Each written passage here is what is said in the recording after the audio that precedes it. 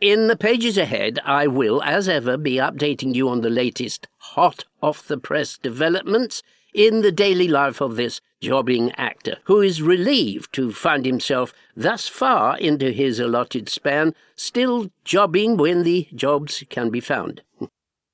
And at the same time, I will be casting an eye backwards over my accumulated years in the cut and thrust of show business, lowering my bucket, if you will, into the deep well of my experience and then pulling it up again, full to the brim, hopefully, with tales of uplift and amusement, and perhaps, if we're lucky, with a lesson or two that we can carry onwards with us in our journeys. And no doubt at some point I'll also dream up and throw in some fantastical tosh about Jason Towers and manservants and under-housemaids just for the heck of it. Those bits of the book will be jokes, just so we're clear. Though you will never catch me complaining about the comfort in which I am fortunate enough to reside, here in deepest Buckinghamshire. I wouldn't want anyone forming the impression that it's anything like, for example, Sting's 865-acre Tuscan palace and winery. For one thing, we don't really have the climate for vineyards in the Aylesbury region. Or not yet, anyway. Up ahead, then, in the chapters to come, I will be inviting you to join me as I attempt to put my working life back in order after it was hit by a wrecking ball in the form of the pandemic. As I enjoy my eventual return to the nation's screens in David and Jay's touring toolshed, as I continue to wonder why, despite my very best efforts to attract the casting directors, Hollywood still hasn't come calling for me, and as I worry about the possible effect on my legacy if, as rumoured, the word plonker falls into disuse, you will also find me meditating on, in no particular order, actors' luxury trailers, my struggles with the concept of multitasking, and the peculiar place I seem to have taken up in the history of the chandelier.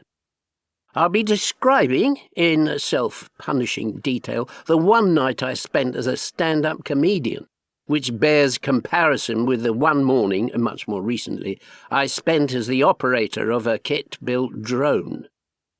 Took it outside, flew it over the barn, crashed it in a ditch, end of drone. And I'll be flying to Florida in an attempt to escape, if for only a fortnight, the shadow of a certain Derek Trotter, who seems to follow me around wherever I go, for better and for worse. I'll also write about the story you may have seen in the papers at the start of 2023 regarding the arrival in our family of a daughter and a grandson that I had no idea I had. An unexpected development, to say the least. All these jewels offered in my very best hand-tooled prose and interspersed with sundry flights of fancy and jeux d'escargot, as Dell would no doubt call them, lie in store for you here, should you choose to stick around and go the distance.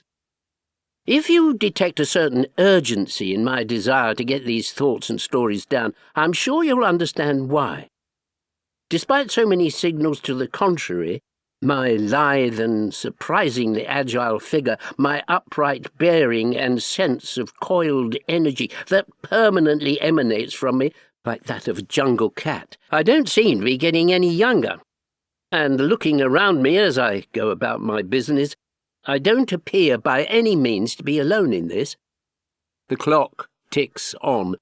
Time makes its ravenous and not entirely welcome advances, and, so far as I can make out, not one of us has found a way to prevent it from doing so, with the sole exception of Cliff Richard. How does he do it? Cliff and I share a birth year, but I found myself quite close to him at a royal event not long ago, as you do, and I felt like I was being whisked off in the DeLorean from Back to the Future. The years seemed to be falling away from Cliff before my eyes. It was extremely impressive, and not a little envy-inducing.